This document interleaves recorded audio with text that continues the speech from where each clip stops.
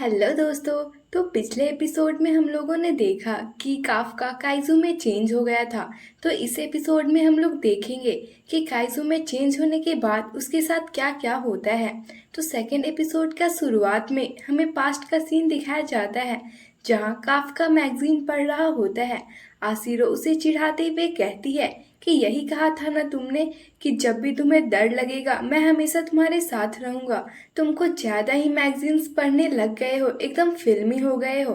Kafka, तुम मेरी और अपनी मम्मी को इस बात को मत बताना, वरना वो पूरे गांव में ढिंढोरा पीट देंगे। फिर आसिरो सीरियस होकर काफका को थैंक्स कहती है। एंड इसी के साथ सीन प्रेजेंट आसिरो पर शिफ्ट होती है। वो अपने पूरे टीम के साथ हॉस्पिटल के बाहर आ चुकी थी। वो कहती है कि इससे पहले कि वो काइजू किसी को मारे हमें उसे खत्म करना होगा। हॉस्पिटल के आसपास हर जगह काइजू अलर्ट जारी कर दी जाती है। सभी इस न्यूज को देखकर काइजू से जल्द छुटकारे की विश करते हैं। वहीं सीन हॉस्पिटल में शिफ्ट होती है। काफका को देखकर ओल्ड मैन की हालत बहुत ही ज्यादा खराब हो चुकी थी। इचिकाओ कहता है, काफका सर स्माइल करिए। काफका स्माइल करूं, और वो स्माइल करने की कोशिश करता है, लेकिन वो तो और भी डरावना हो चुका था। एंड उसे देखकर ओल्ड मैन तो बेहोश ही हो जाता है। काफका, अंकल डरिए मत, आप ठीक तो है ना। एंड सामने दीवार को टच करता है और उसके बस टच करने से ही दीवार पूरी तरह से टूट जाती है। यह देखकर काफका और इचिकाओ दोनों के होश उड़ जाते हैं। वहीं पर इस ब्लास्ट की आवाज को सुनकर बाकी पेशेंट्स भी बाहर आ जाते हैं और काइजू को देखकर डर जाते हैं। इचिकाओ कहता है, डिफेंस फोर्स वाले आते ही होंगे, यहाँ से निकलते हैं। काफका, हाँ, अगर यहाँ रुक गया तो हॉस्पिटल में ही अफरा तफरी मच जाएगी। खिड़की से भागते हैं और वह खिड़की खोलने के लिए आगे बढ़ता है, लेकिन अगेन उसकी एक टच से ही पूरी दीवार ऐसी की तैसी हो जाती है। काफका, आखिर मैं ये कैसे भूल गया, आखिर मेरे बॉडी के साथ ये हो क्या रहा है। तभी उन्हें बाहर से पेशेंट्स के चिल्लाने की आवाज आती है। इचिकाओ काफका को जल्दी वहां से निकलने के लिए बोलकर वहां से छलांग लगा देता है। काफका भी लंबी छलांग लगाकर वहां से भाग जाता है। तभी थर्ड डिवीजन को नोटिस दी जाती है कि काइजू हॉस्पिटल से खाली किए गए इलाके की तरफ भाग रहा है। देन हमें उसी जगह को दिखाया जाता है। इचिकाओ भागते हुए सोच रहा होता है कि सर काइजू है कब से, लेकिन वो काइजू है भी या नहीं। ऐसा करता हूँ, उन्हीं से पूछ लेता हूँ। फिर वो काफका से पूछता है, सर सच बताइए, ये आप ही है ना। काफका अपनी बॉडी को भी संभाल नहीं पा रहा होता है और अजीब अजीब से क्रिएचर उनके बॉडी से निकल रहे होते हैं। काफका भागते हुए, ये तो मुझे भी नहीं पता कि मैं हूँ या कोई और। इचिकाओ उनकी अजीब सी बॉडी शेप देखकर, क्या ये आपकी स्पेशल पावर है। काफका, यही तो मैं भी जानना चाहता हूँ।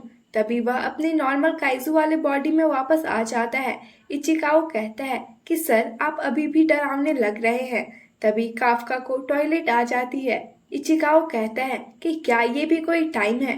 काफका कहता है, अरे अब आ गया तो रोकना मुश्किल हो जाता है, मैं और कंट्रोल नहीं कर सकता।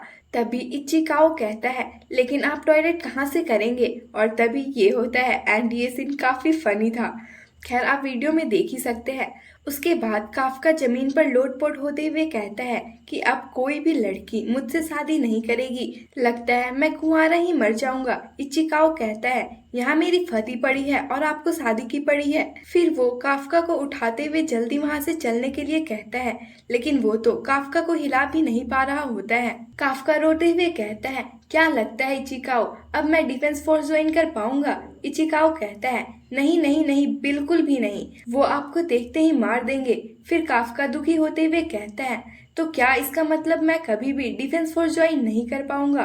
फिर वो आसिरो को याद करते हुए कहता है कि मैंने मन बनाया ही था कि मैं उससे बात करूंगा, और अब ये हो गया। अब मैं इस शरीर के साथ उसके सामने कैसे जाऊंगा। तभी इचिकाओ उसे खाली जगह का बोर्ड दिखाते हुए कहता है कि अगर हम यहाँ चले गए तो हमें कोई भी ढूंढ नहीं पाएगा। तभी काफका को कुछ महसूस होता है। इचिकाओ पूछता है, क्या हुआ सर। काफका कहता है, कोई आ रहा है। इचिकाओ, डिफेंस फोर्स। काफका, नहीं, कोई जमीन के अंदर से आ रहा है। तभी थोड़े दूर पर एक ब्लास्ट होता है। थर्ड डिवीजन को एक और काइजू का सिग्नल मिलता है और वो लोग एक टीम को भागे हुए काइजू को ढूंढने बोलकर खुद नए काइजू की तरफ बढ़ जाते हैं। काफका इचिकाओ को बताता है कि ये उसी तरह का काइजू है जिसने हम पर अटैक किया था। इचिकाओ पूछता है कि आपको ये बात कैसे पता चली। फिर वो कहता है कि अगर ये सच है तो डिफेंस फोर्स वाले आपके पीछे अधिक फोर्स नहीं भेज पाएंगे। ये छिपने का अच्छा मौका है। उसके बाद वो गेट पर चढ़ने लगता है और काफका भी उसके पीछे जाता है। सीन शिफ्ट होता है और एक छोटी बच्ची बहुत ही ज्यादा रो रही होती है क्योंकि उसकी मम्मी के ऊपर एक बड़ी दीवार गिर गई होती है। उसकी मम्मी उसे यहाँ से भाग जाने के लिए कहती है, लेकिन बच्ची उस दीवार को पूरी ताकत लगाकर उठाने की कोशिश करने लगती है, लेकिन थी तो वो बच्ची ही ना। तभी काइजू उन्हें देख लेता है। उसकी मम्मी उसे भाग जाने के लिए कहती है, लेकिन वो वहां से नहीं जाती है और वो काइजू उन्हें खाने ही वाला होता है। तभी काफका वहां आ जाता है और एक पंच मारकर उसे दूर कर देता है। उसके बाद वो बच्ची के पास जाकर पूछता है कि क्या वो ठीक है, लेकिन बच्ची उसे देखकर और भी ज्यादा डरने लगती है। तो फिर काफका उसे सॉरी बोलता है एंड स्माइल करके दिखाने लगता है। उसके बाद वो बच्ची जोर जोर से चिल्लाकर रोने लगती है। काफका उसे कहता है, अरे मैं जा रहा हूँ, रोना बंद करो। उसके बाद वहाँ इचिकाओ आता है और उस लेडी के ऊपर से उस दीवार को हटाकर बच्ची को बताता है कि तुम्हारी मम्मी को कुछ नहीं होगा। और तभी वो काइजू फिर से उन पर अटैक करने के लिए आ जाता है। काफका जल्दी से उन सबको वहां से जाने के लिए कहता है। इचिकाओ पूछता है कि आप क्या करने वाले हैं। काफका अपनी एनर्जी को एक्टिव करते हुए कहता है कि मैं इस काइजू को जोरदार पंच मारने वाला हूँ। उसके बाद वह उस काइजू को बहुत ही खतरनाक पंच मारता है, जिससे काइजू ब्लास्ट हो जाता है और उसके बॉडी पार्ट्स बहुत ही छोटे छोटे टुकड़ों में बट जाते हैं और वहां खून की बारिश होने लगती है। इचिकाओ यह नज़ारा देखकर कहता है, सर आप ऐसी चीज बन गए हैं जिसकी कल्पना करना भी मुश्किल है। काफका इचिकाओ को कहता है कि इस लेडी को हॉस्पिटल लेकर जाओ। तभी वो बच्ची उसे देखते ही डर कर इचिकाओ के पीछे छिप जाती है। काफका कहता है कि डिफेंस फोर्स वाले यहाँ आते ही होंगे, इसलिए मैं यहाँ से जा रहा हूँ एंड वहां से जाने लगता है। तभी वो बच्ची उसे रोककर थैंक्स बोलती है, जिससे काफका को आसिरो की याद आ जाती है कि किस तरह से उन लोगों ने साथ में सारी मुश्किलों को पार करने का सपना देखा था। इचिकाओ कहता है, सर मैंने एम्बुलेंस बुला लिया है, चलिए यहाँ से निकलते हैं। तभी काफका कहता है, इचिकाओ मैं कहीं नहीं जा रहा, और इतना बोलते ही उसका सिर नॉर्मल हो जाता है। फिर वो कहता है कि मैंने उसका साथ देने के लिए उससे वादा किया था। उसके बाद वहाँ 3rd डिवीजन की टीम पहुंच जाती है। वहाँ की हालत देखकर आसिरो कहती है कि यहाँ क्या हुआ है। वो सभी यहाँ की हालत देखकर हैरान होते हैं। तभी आसिरो उस बच्ची के पास जाती है और उस काइजू के बारे में पूछती है। काइजू का नाम सुनते ही बच्ची डरने लगती है। आसिरो कहती है, मैं इस दुनिया के सारे काइजू को खत्म कर दूंगी। यह सुनकर बच्ची थोड़ा सैड हो जाती है और उसे देखकर आसिरो हैरान। बच्ची कहती है, लेकिन आप प्रॉमिस करिए कि आप उस अच्छे वाले काइजू को नहीं मारेगी जिसने मेरी मम्मी की जान बचाई है। यह सुनकर तो आसिरो और भी सोच में पड़ जाती है। उसके बाद न्यूज में भागे हुए काइजू को दिखाया जाता है। उसे डिफेंस फोर्स ने कोड नंबर 8 दिया था और उसे अब भी खोजा जा रहा होता है। तभी वहाँ क्लीनिंग टीम के कुछ मेंबर्स न्यूज को देखते हुए कहते हैं कि वो काइजू अभी भी नहीं मिला है, शायद वह मर चुका होगा। तभी वहाँ इचिकाओ आता है और उनकी बातें सुनकर सोचता है कि 3 महीने हो गए हैं। सर इतिहास के पहले काइजू हैं जो डिफेंस फोर्स को चकमा देकर भाग निकले हैं और देश की हर डिफेंस फोर्स उन्हें ही ढूंढ रही है। तभी उसका लीडर आवाज देते हुए कहता है कि तुम्हारा और काफका का लेटर आया है। तो वहीं बाकी मेंबर बातें करते हुए कहते हैं कि काफका हर बार एग्जाम में फेल हो जाता है और हमें उसे हौसला देना पड़ता है। इचिकाओ अपना लेटर ओपन करके देखता है कि उसने एग्जाम पास कर ली थी। सभी उसे बधाई देते हैं। फिर वो ऑफिस से निकलकर काफका का लेटर चेक करता है तो वो भी पास हो गया था। इचिकाओ खुश होकर यह न्यूज काफका को बताने के लिए जाने लगता है। बाकी मेंबर्स भी उसे खुश देखकर समझ जाते हैं कि काफका पास हो गया है। वहीं हमें पता चलता है कि काफका का लास्ट चांस था। सभी उसके सिलेक्शन के लिए विश करते हैं। इचिकाओ जाकर काफका को बताता है कि सर आपने फर्स्ट राउंड पास कर लिया है। काफका कहता है, सच में? इचिकाओ उसे काइजू बना हुआ देखकर कहता है कि आप खुद को एक्सपोज क्यों कर रहे हैं। काफका कहता है, तुम मजाक क्यों कर रहे हो। इचिकाओ उसके काइजू फेस के बारे में बताता है। काफका अपने हेड को ठीक करता है।